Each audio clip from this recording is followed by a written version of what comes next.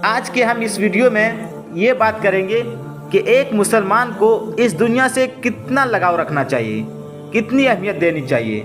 चलिए इसके बारे में जानते हैं।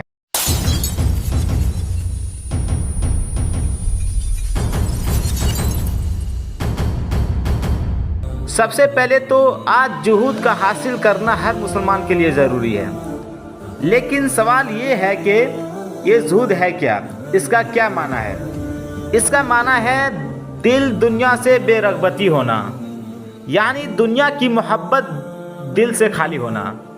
हर मुसलमान को इसका हासिल करना इसलिए ज़रूरी है कि अगर दुनिया की मोहब्बत दिल में समाई हुई हो तो फिर सही माना में अल्लाह तबारक व तआला की मोहब्बत दिल में नहीं समा सकती, और जब अल्लाह तबारक व तआला की मोहब्बत दिल में नहीं समा सकती तो वह मोहब्बत गलत रुख पर चल पड़ती है। इसी वजह से अल्लाह के नबी सल्लल्लाहु अलैहि वसल्लम कहते हैं, दुनिया की मोहब्बत हर गुनाह और मासियत की जड़ है। जितने भी जराइम और गुनाह हैं, अगर इंसान उनकी हकीकत में गौर करेगा तो उनको यही नज़र आएगा कि उन सब में दुनिया की मोहब्बत है। कैसे? चोर क्यों चोरी कर रहा है? इसलिए कि दुनिया की मोहब्बत है। अगर कोई शख्स बदकारी कर रहा है तो क्यों कर रहा है? इसलिए कि दुनिया की लज्जतों की मोहब्बत दिल में जमी हुई है। शराबी इसलिए शराब नोशी कर रहा है कि वह दुनियावी लज्जतों के पीछे पड़ा हुआ है। किसी भी गुनाह को ले लीजिए, उसके पीछे दुनिया की मोहब्बत नज़र आएगी, और जब दुनिया की मोहब्बत दिल में समाई हुई हो तो फिर अल्लाह तबारक व तआला की मोहब्बत कैसे दाखिल हो सकती है। ये दिल अल्लाह तबारक व तआला ने ऐसा बनाया है कि इसमें हकीकी मोहब्बत तो सिर्फ एक की समा सकती है। ज़रूरत के वक्त ताल्लुकात तो बहुत से लोगों से गायब हो जाएंगे, लेकिन हकीकी मोहब्बत एक ही की समा सकती है। जब एक की मोहब्बत आ गई तो फिर दूसरे की मोहब्बत उस दर्जे में नहीं आ सकेगी। इसी वास्ते से अल्लाह के नबी सल्लल्लाहु अलैहि वसल्लम हज़रत अबू बकर सिद्दीक़ रज़ियल्लाहु अन्हु के बारे में कहते हैं कि अगर मैं दुनिया में किसी को अपना महबूब बनाता तो अबू बकर सिद्दीक़ रज़ियल्लाहु अन्हु को बनाता, लेकिन मेरे महबूब तो सिर्फ़ और सिर्फ अल्लाह तबारक व तआला है। यानी दिल में हकीकी मोहब्बत या तो अल्लाह की होगी या तो दुनिया की होगी, दोनों मोहब्बतें एक साथ जमा नहीं हो सकती। लेकिन ये बात भी अच्छी तरह से समझ लीजिए कि ये बड़ा नाजुक मसला है कि दुनिया के बगैर गुजारा भी नहीं है। दुनिया के अंदर भी रहता है, जब भूख लगती है तो खाने की ज़रूरत पेश आती है, और जब प्यास लगती है तो पानी की ज़रूरत पेश आती है, और रहने के लिए घर की भी ज़रूरत पड़ती है। लेकिन अब सवाल ये है कि जब ये सब काम इंसान के साथ लगे हुए हैं तो फिर ये कैसे हो सकता है कि इंसान दुनिया के अंदर भी रहे और दुनिया की ज़रूरियात भी पूरी करे, लेकिन उसके साथ साथ दिल में दुनिया न आए, दिल में दुनिया से बेरग़बती पाई जाए।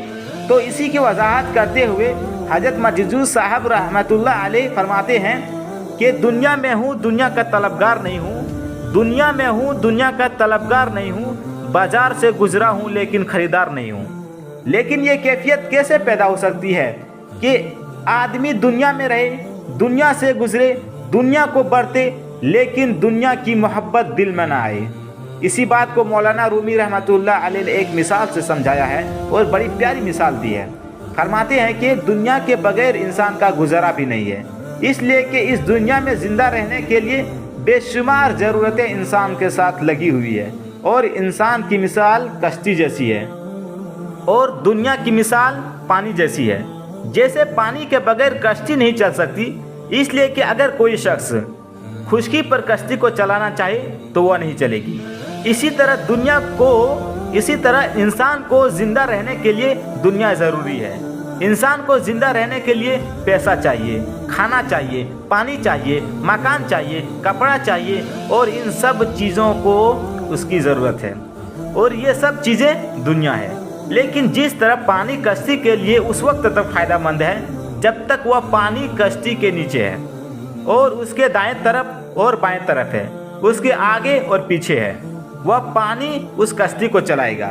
लेकिन अगर वह पानी दाएं बाएं के बजाय कश्ती के अंदर दाखिल हो गया तो वह कश्ती को डुबो देगा, तबाह कर देगा।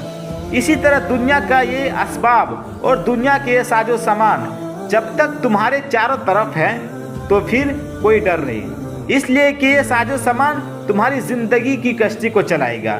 लेकिन जिस दिन दुनिया के ये साजो सामान तुम्हारे इर्द गिर्द से हट कर तुम्हारे दिल की कश्ती में दाखिल हो गया, उस दिन तुम्हें डुबो देगा। यानी जब तक पानी कश्ती के इर्द गिर्द हो तो वह कश्ती को चलाता है, लेकिन वह अगर पानी कश्ती के अंदर दाखिल हो जाता है तो वह कश्ती को डुबो देता है। लिहाजा जुहूद इसी का नाम है कि ये दुनिया तुम्हारे चारों तरफ और इर्द गिर्द है, लेकिन उसकी मोहब्बत तुम्हारे दिल में दाखिल ना हो। इसलिए कि अगर दुनिया की मोहब्बत दिल में दाखिल हो गई तो फिर अल्लाह ताला की मोहब्बत के लिए दिल में जगह नहीं छोड़ेगी, और अल्लाह ताला की मोहब्बत दुनिया की मोहब्बत के साथ जमा नहीं हो सकती। अल्लाह तबारक व ताला अपने कलाम मुक़द्दस के अंदर कहते हैं, ए लोगों, अल्लाह का वादा सच्चा है। क्या वादा है? वह वादा ये है कि एक दिन मरोगे और उसके सामने पेश किए जाओगे और फिर तमाम अमाल का जवाब देना होगा। लिहाजा दुनियावी ज़िंदगी तुम्हें हरगिज़ धोखे में ना डाले, और वह धोखा यानी शैतान तुम्हें अल्लाह से धोखे में ना डाले। शरीयत की तालीम यह है कि दुनिया में रहो मगर उससे धोखा ना खाओ, इसलिए कि ये दारुल इम्तिहान है। हजरत आयशा रज़ियल्लाहु अन्हा फरमाती है कि 3 महीने तक हमारे घर में आग नहीं जलती थी, और उस वक्त हमारा खाना सिर्फ 2 चीज़ों पर मुश्तमिल होता था, एक खजूर और एक पानी। और नबी करीम सल्लल्लाहु अलैहि वसल्लम ने कभी 2 वक्त पेट भरकर रोटी तनाउल नहीं फरमाई। गंदम तो मैसर ही नहीं था, जो कि रोटी का ही हाल था। लिहाजा फ़क्र व फाका तो खुद अल्लाह के नबी सल्लल्लाहु अलैहि वसल्लम झेल चुके हैं। इसलिए तो अल्लाह के नबी सल्लल्लाहु अलैहि वसल्लम कहते हैं, आइंदा ज़माने में अव्वलन तो उम्मत पर आम फ़क्र व फाका नहीं आएगा। चुनांच मुसलमानों की पूरी तारीख उठाकर देख लीजिए कि नबी करीम सल्लल्लाहु अलैहि वसल्लम के ज़माने के बाद आम फ़क्र व फाका नहीं आया, बल्कि शादगी का दौर आता चला गया।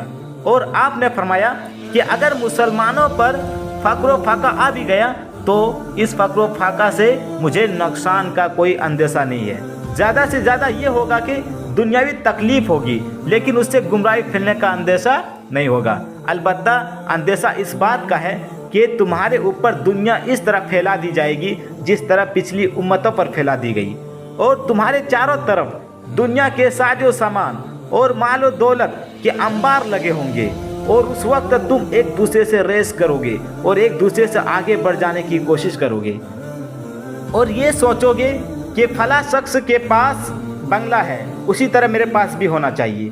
फला शख्स के पास जैसी कार है उसी तरह मेरे पास भी होनी चाहिए। फला शख्स के पास जितना बैंक बैलेंस है उतना ही मेरे पास भी होना चाहिए, बल्कि उसे आगे बढ़ने की ख्वाहिश होगी, जिसका नतीजा ये होगा कि ये दुनिया तुम्हें इस तरह हलाक कर देगा जिस तरह पिछली उम्मतों को हलाक कर दिया था। आखिर इस दुनिया की हकीकत क्या है? अल्लाह के नबी सल्लल्लाहु अलैहि वसल्लम इसके बारे में कहते हैं, अगर इस दुनिया की हकीकत अल्लाह तबारक व तआला के नज़दीक मच्छर के एक पर के बराबर भी होती तो किसी काफिर को दुनिया से पानी का एक घूंट भी ना दिया जाता। लेकिन तुम देख रहे हो कि दुनिया की दौलत काफिरों को खूब मिल रही है और वह खूब मज़े उड़ा रहे हैं। इसके बावजूद ये कि वह लोग अल्लाह तबारक व तआला की नाफरमानी कर रहे हैं, अल्लाह तबारक व तआला के खिलाफ बगावत कर रहे हैं, मगर फिर भी दुनिया उनको मिली हुई है।